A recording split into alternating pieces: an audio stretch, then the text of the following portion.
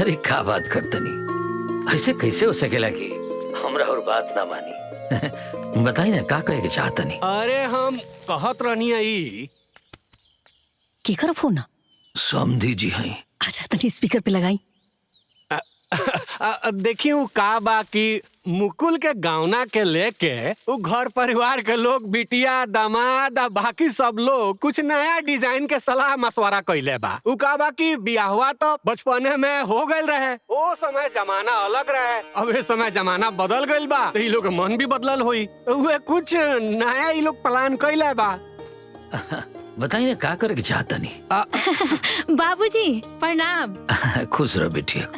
उ हम कहतानी कि फेरा सिंदूरदान तो बार बार होला ना, तो हमने के विचार रहल है कि आज के जुग जमाना के हिसाब से बरमाला रिसेप्शन हो जाई तो अच्छा लगे। अरे तब हमरा कौन एतराज बा, रोवेलुम के खुशी में हमार खुशी बा। सुनी हमनियो सब जानी गावना में आइब जा। अहो भागे हमार की राउर दर्शन होई, राउर स्वागत बा। आई आई यही बहाने रुआ से नजर लड़ जाई। हाँ हमरो समझी जी तो बाड़ी होने, हमरो नजर से नजर लड़ी और रउए अखिया के सामने। अच्छा तनी बाकी तैयारी वाला काम कर ली है ना जी। प्रणाम। हाँ प्रणाम प्रणाम।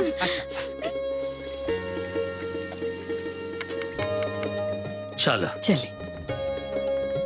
शैलेंदर, ए जितेंद्र,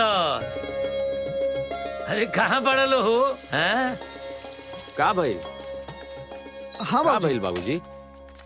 जल्दी जल्दी आ जा।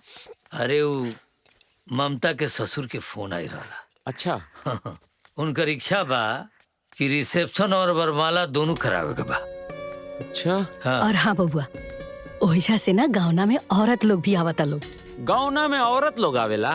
अरे तो कहा भाई, ओइसे भी हमनी के लड़की वाला है जना, तो लड़का वाला के तो बात माने ही पड़ी ना।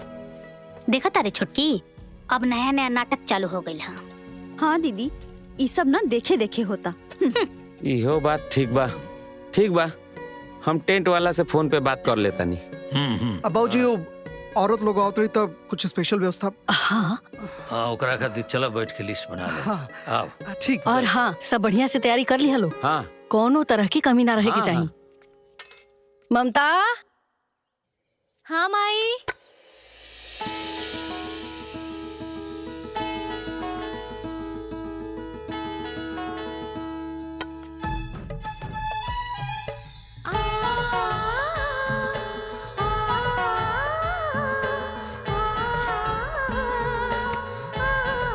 अरे बेटा, सब केहू अपना श्रद्धा के बारे में बोला था, तोरो कोनो श्रद्धा होके तो बोल।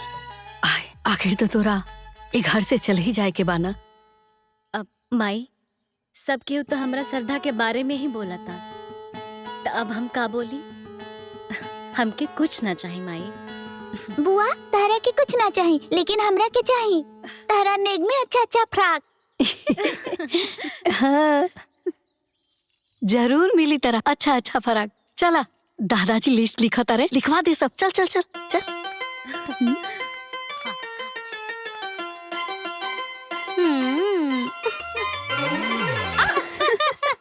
का भाभी ई का करतनी? तो इतना कूदत काहे बनी जी? हाँ? हाँ हाँ, अब अपने हस्बैंड जी से बात करी। आज ले तो बात कही नहीं ना है, अब शुरू कर दी बात कर। अब ना भाभी, अब जौन कुछ भी बातचीत हुई ना, अब गौना के बाद हुई। ओहो।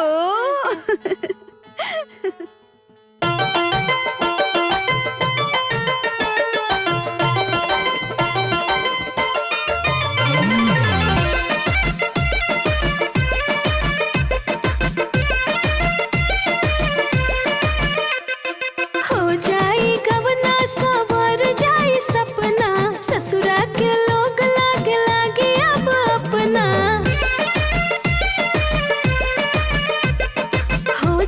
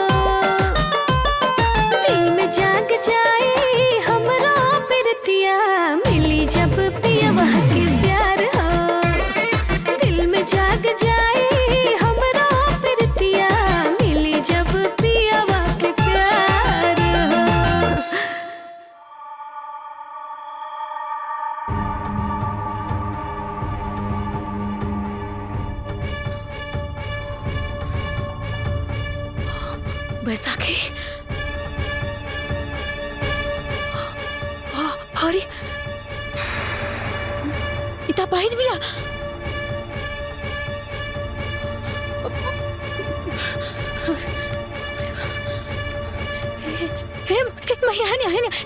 अरे अरे जहाँ लड़किया से बिया होता उता पाहिज बिया रे। हाँ ये बात हमरा का बहुत पहले से मालूम बा। अच्छा तोरा ये बात पहले से मालूम बा? देख अब का हो सकेला, ये बियाह बचपने के भइल बानू। मतलब ई उ पाहिज लड़की के हमनी के जी गावना करावे खातिर आइल बनी सन। तोर दिमागवा खराब हो गइल बका रे। अरे हमार भाई हेड क्लर्क उ पाहिज से बियाह करी रे। चल अरे दादा हो दादा, अरे बाप रे बाप, अरे हमनी के संग धोखा हो गइल हो दादा।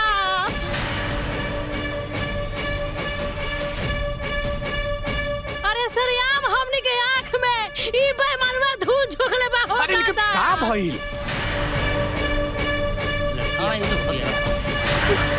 अरे हमरा भाई के जिंदगी बर्बाद कर दस्तन हो दादा। मुकुलवा रे, अरे बाप रे बाप, हो देख हजार लड़के से तोर बियाह होता नु, उ अपंग बियाह अपंग।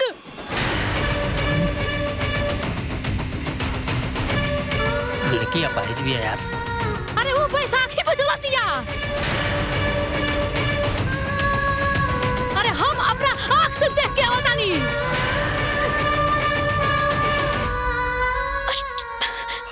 चिंता मत। हे बाबूजी, ई का सुनल बानी? दीदी का बोले तारी? सही बात भाई? अरे हाँ बबुआ सही बात बा, लेकिन का हो गइल? का हो गइल? मतलब रउआ लोग के पहले से सब बात पता रहे? सुना बेटा, समझी जी हमनी के बता दिल रहन। अब जो कुछ भी भइल बचपन में तार बियाह हो गइल बा, तार अर्धांगिनी हो गइल बिया, दोनों घर के इज्जत बिया। गांव समाज के लोग देखता का हो गइल, जाए दो ना। बचपन के शादी के हम नहीं मानत है। एगो अपंग लड़की के अपन जीवन साथी बना के हम अपन जीवन काहे बर्बाद करी? ये संभव नहीं है। अरे सुनो बेटा, देखो सामने पूरा गांव समाज बाटे, का इज्जत रह जाई हमनी के? हैं?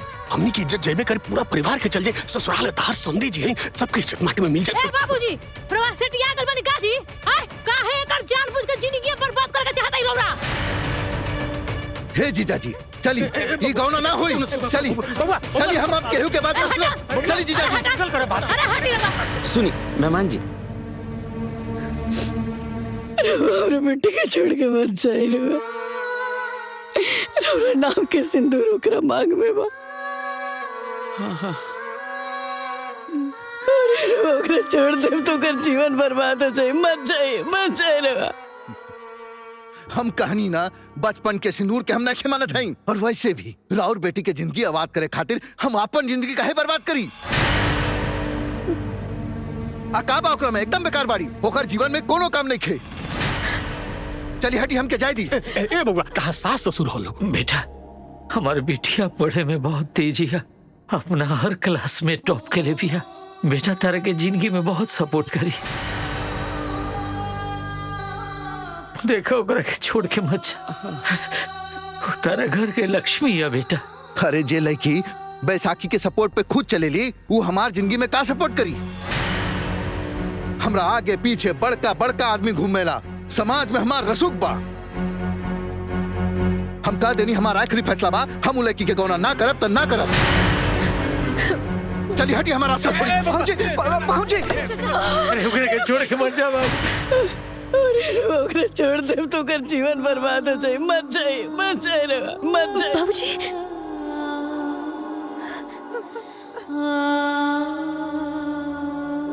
अरे बबुआ देखो, तार सास ससुर हो, तार पैर पड़ल बालो, ये अच्छा लगता का? तार पैर पड़ के गिड़गिड़ात आलो। अरे बबुआ, अरे चुप करी बाबूजी। अरे बबुआ,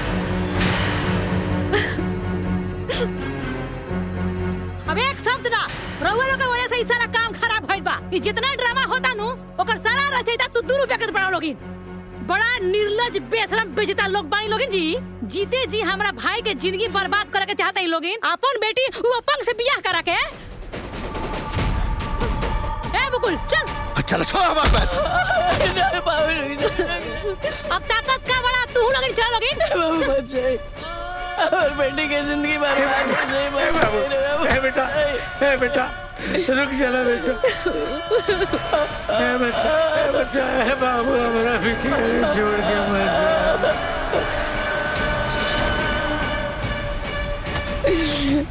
ए बाबू, ए बेटा, रुक चला बेटा।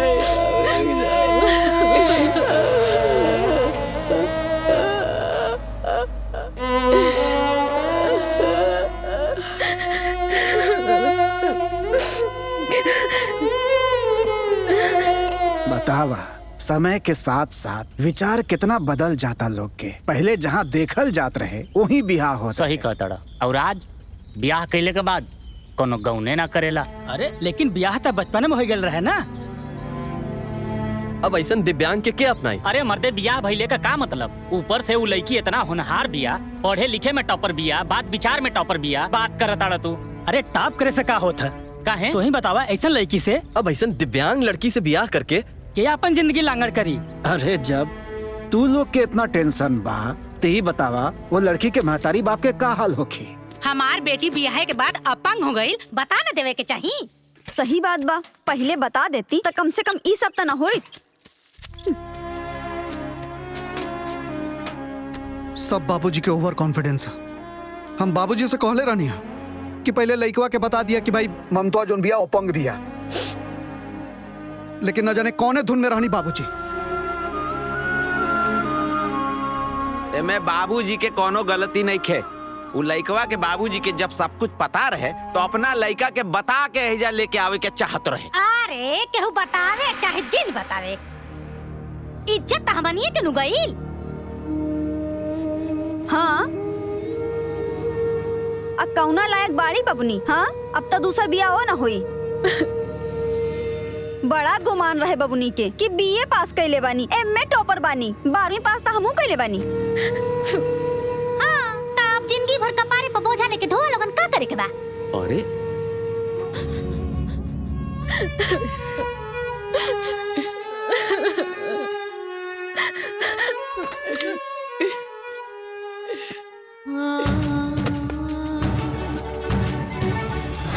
भैया का भाई? भैया जल्दी आओ। अरे माई, पता नहीं क्या करता रही। ए माई, क्यों दरवाजा खोली? अरे जल्दी